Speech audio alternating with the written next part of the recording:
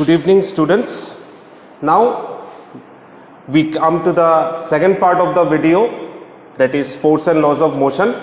In the first video, the things we have discussed: balanced, unbalanced force, first law of motion, second law of motion, mathematical derivation of the second law of motion. Now in this part we will start with the first topic, which is inertia and mass. Both are interrelated. Now if we talk about mass, which we have studied in chapter motion, mass is a constant quantity and it is a measure of its inertia. If the mass of an object, whenever it is increasing or mass of an object is high, inertia will also increase, and if the mass of an object is low, inertia will be less. Now inertia हम क्या बोल सकते हैं? It is the natural tendency of an object to resist a change in its state of rest or of motion. For example, मान लो आप गाड़ी में बैठे हुए हो, तो जा रहे हो, आप बस पे बैठे हुए हो या ट्रेन पे बैठे हुए हो और जा रहे हो, आराम से एकदम सुकून से बैठ के जा रहे हो, तो अचानक से एक बस ने या फिर ट्रेन ने ब्रेक मारा, तो क्या होता है? हम सामने की तरफ झुक जाते हैं. तो ये जो चेंज होता है हमारे बॉडी में, हम रेस्ट में हैं, अचानक से मोशन में चले गए.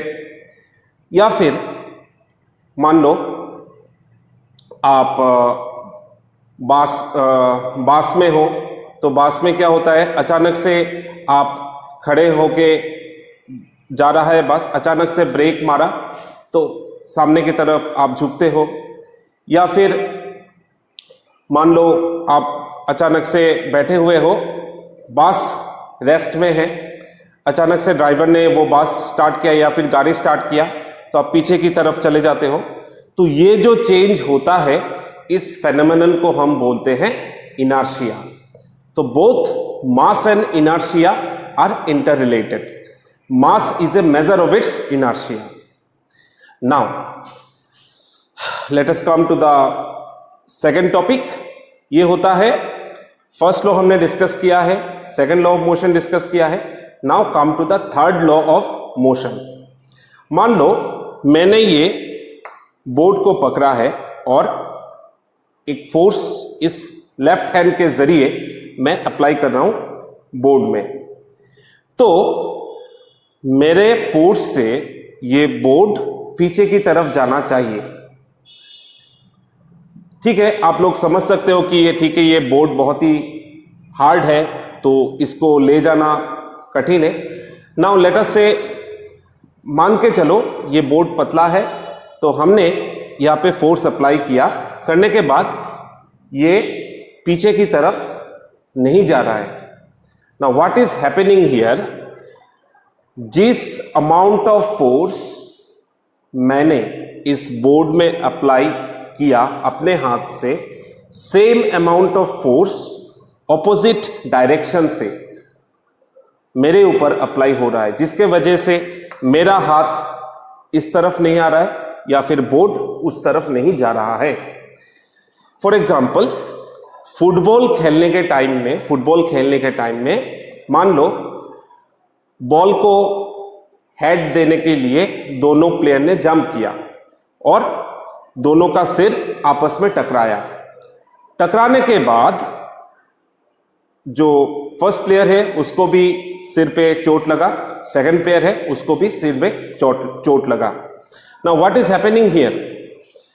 दोनों का कोलिशन हुआ, फर्स्ट प्लेयर का भी एक फोर्स अप्लाई हुआ, सेकंड प्लेयर का भी एक फोर्स अप्लाई हुआ. तो दोनों कोलिशन के बाद, द फोर्स अप्लाई होने के बाद दोनों के सिर में इंजरी आया. तो what is happening with the force? First player ने भी फोर्स अप्लाई किया, सेकंड प्लेयर ने भी फोर्स अप्लाई किया, तो दोनों फोर्स एक इस डायरेक्शन से, दूसरा ऑपोजिट डायरेक्शन से, but the magnitude of the force, that is the measurement of the force is equal. इसी के वजह से दोनों को चोट लगा. बट द डिफरेंस इज एक फोर्स इस डायरेक्शन से है और दूसरा फोर्स दूसरे डायरेक्शन से है. Here gives the Newton's third law of motion, जिसको हम इस तरीके से डिफाइन कर सकते हैं. When we are exerting a force to an object, same amount of force is being exerted on us, but only difference lies in the direction.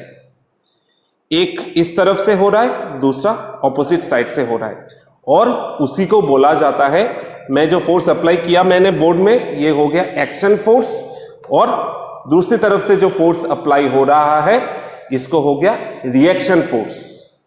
So common language में हम बता सकते हैं every action has an equal and opposite reaction. ये definition आप exam में कभी मत लिखना. आपका लिखना है कि when a force is being applied on an object, same amount of force is being applied on the object but in opposite direction. यही आपको लिखना है. Now after discussing the third law of motion, we will come to the last topic of the chapter, जिसको बोला जाता है conservation of momentum. Conservation of momentum या फिर law of conservation of momentum. Now इसको मैथमेटिकल डिराइवेशन से पहले हम इसको थियोरेटिकली कैसे डिफाइन करेंगे. Total momentum before collision, collision का मतलब होता है धक्का खाना. एक्सीडेंट के टाइम पे दोनों गाड़ी आपस में टकराते हैं, उसको बोलते हैं कोलिशन. किसी भी चीज अगर एक दूसरे में टकराता है उसको बोलते हैं कोलिशन. तो total momentum before collision is equal to total momentum after collision. फिर से एक बार, total momentum before collision is equal to total momentum after collision. याद रहेगा आप लोगों को. Now let us start the mathematical derivation. Let us start the mathematical derivation. मान लो यहां पे एक बॉल है, दो बॉल्स है, इसको हम पकड़ के चलते हैं ए, इसको हम पकड़ के चलते हैं बी. तो इस बॉल का मास पकड़ो एम ऑफ एम ए और इस बॉल का मास पकड़ो एम बी. नाउ दोनों स्ट्रेट लाइन में मूव कर रहे हैं इस डायरेक्शन से. So initial velocity U A और इसका मैं पकड़ के चलूं U B, small U A U B. Now अगर मान लो किसी after a time interval T, यहां पे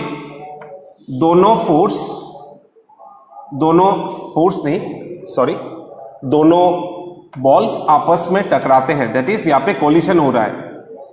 तो कोलिशन होने के बाद व्हाट इज हैपनिंग, ये जो पार्टिकुलर फोर्स है, ये जो बॉल कोलिशन के बाद एक्सर्ट करता है, ये है बॉल ए और ये है बॉल बी. तो ये जो पार्टिकुलर बॉल फोर्स एक्सर्ट कर रहा है, हम पकड़ के चले F of A B. A B के ऊपर ये फोर्स एक्सर्ट कर रहा है और बी ये इस डायरेक्शन से है, दिस इन दिस डायरेक्शन, और बी जो फोर्स ए के ऊपर अप्लाई कर रहा है हम पकड़ के चले F of B A. Now Newton's third law of motion से what we can see that when two objects दोनों आपस में फोर्स एक्सर्ट करते हैं, फोर्स सेम है but opposite in direction. That is why ये ऑपोजिट डायरेक्शन के लिए इस फोर्स को हम माइनस लिखते हैं. इस फोर्स इस डायरेक्शन पे है तो इसको हम माइनस लिखते हैं. नाउ लेट अस से ये जो इनिशियल वेलोसिटी ए का है greater than U B. Now collision के बाद लेट अस टेक दोनों फिर से final velocity A, final velocity V A से मूव कर रहा है और ये जो बी है ये फाइनल वेलोसिटी वी बी से मूव करके जा रहा है। ये हो गया before collision, initial velocity U A U B, ये कोलाइड हुआ, F of A B is being force exerted, that is the force ball A exerting force on B and force B exerting ball on A. उसके बाद दोनों ने दूसरा velocity attain किया जिसमें final velocity ए के लिए है वी ए और बी के लिए है V B. Now initial momentum for ball A में पकड़ के चलू एम ए यू ए, फिर बी के लिए इनिशियल मोमेंटम में पकड़ के चलू M B U B,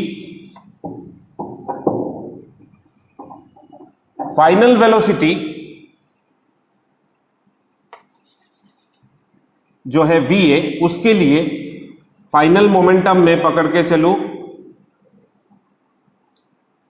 M A V ए और बी के लिए पकड़ के चलू एम बी वी बी। तो ये हो गया हमारा मोमेंटम बिफोर कोलिशन ए के लिए और बी के लिए, ये हो गया मोमेंटम आफ्टर कोलिशन ए के लिए और बी के लिए। Now in the second scenario what we can see here, in the second scenario what we can see, ध्यान से देखना। नाउ हम लोगों ने सेकेंड लॉ ऑफ मोशन में rate of change of momentum क्या देखा था, is directly proportional to the applied unbalanced force. Now यहां पे फोर्स कितना अप्लाई हो रहा है, ए बी के ऊपर फोर्स अप्लाई हो रहा है एफ ऑफ ए बी, ठीक है। तो ये जब फोर्स अप्लाई कर रहा है F of A B B के ऊपर, मतलब बॉल ए जब बी के ऊपर अप्लाई हो रहा है, उस टाइम में what we will see, M A equal to V A minus U A divided by T. ये हो गया हमारा इस तरफ का जो कोलिशन में इस तरफ का जो फोर्स है, that is the rate of change of momentum.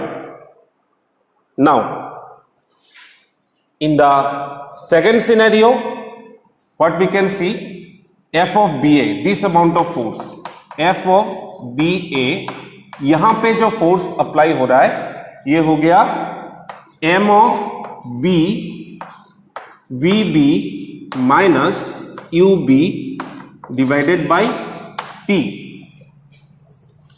Minus को हम बाद में यूज कर रहे हैं, जस्ट वेट। नाउ हमने rate of change of momentum देख लिया, एफ ऑफ ए बी के लिए M of A V A minus U A by T और F of B A M B into V B minus U B divided by T. Now Newton's third law of motion हमको क्या बताता है, in Newton's third law of motion हम लोग क्या देखते हैं कि दोनों बॉल आपस में टकराते हैं, the force is equal but opposite in direction, जिसके लिए हमने पहले लिखा था एफ ऑफ ए बी दोनों इक्वल है बट ऑपोजिट इन डायरेक्शन, इसके लिए minus F of B A हो गया।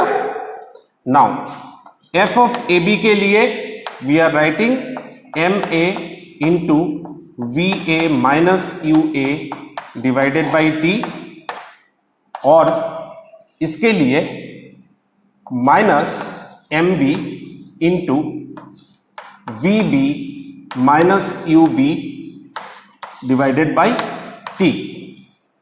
ध्यान से देखना, M of A V A minus U A divided by T equal to minus M B VB minus UB divided by T. Now both side हम लोग T को cancel करते हैं. What we are getting? MA VA multiply करना है minus MA UA हो गया equal to minus MB VB plus minus और minus plus MB UB. Now हम इंटरचेंज कर लेते हैं. तो क्या हो रहा है? M of VA MA VA इसको हम इस साइड में ले आते हैं. MA VA plus MB VB equal to इसको हम इस साइड में लेने से माइनस प्लस हो जाएगा.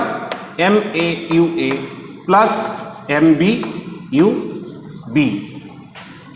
सो ये हो गया हमारा total momentum before collision is equal to total momentum after collision which is law of conservation of momentum. ये जो स्टेप है ये हो गया हमारा rate of change of momentum, जो कि हमने सेकेंड लॉ ऑफ मोशन से लिया है. और ये जो पार्टिकुलर स्टेप है ये हमने लिया है थर्ड लॉ ऑफ मोशन से. So this was about law of conservation of momentum. If you still have confusions, leave your confusions in the comment section. Hope you have liked the videos. Go and subscribe the channel, like the videos. Thank you.